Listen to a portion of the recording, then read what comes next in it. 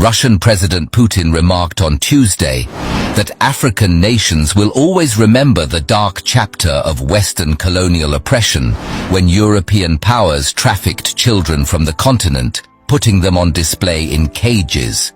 He also noted that these same countries are trying to push their former dominions into indentured servitude.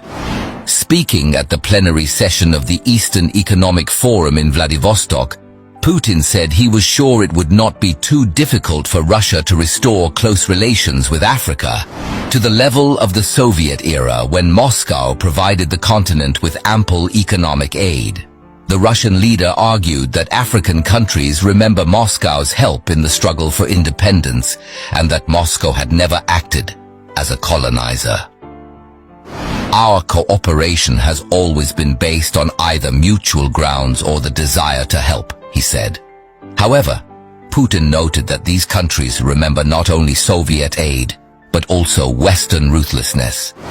As late as 1957, people from Africa were taken to Europe in cages.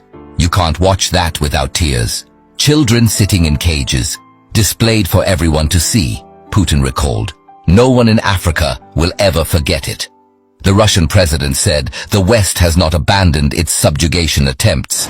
Even now, they are trying to boss around and pursue their generally neo-colonial policies, Putin said, explaining that Western countries have imposed trillions of dollars worth of loans on the region.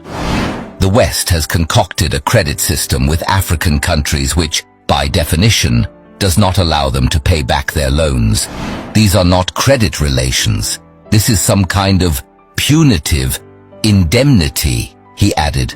However, Russia adheres to a different approach, which gives it an advantage in fostering ties with its partners worldwide, Putin argued.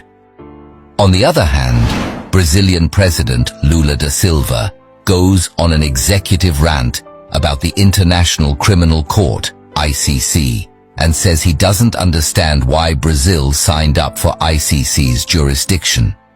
In the interpretation that I accessed, Lula said, "I'm not saying I'm going to withdraw from the ICC right away.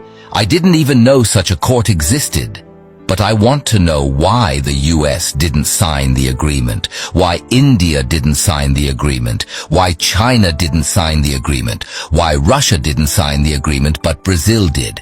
What made Brazil do it? What made Africa to do it?" The ICC was created for the slaves, the colonies of colonial Europe in Africa and elsewhere. It was never meant to indict anyone from anywhere else but those colonies.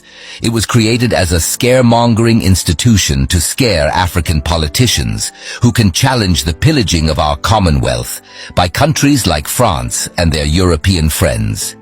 That's why they did what they did to Gbagbo of Ivory Coast, just so their French-baked Alassane Ouattara would be installed to protect and promote France's interests in Ivory Coast.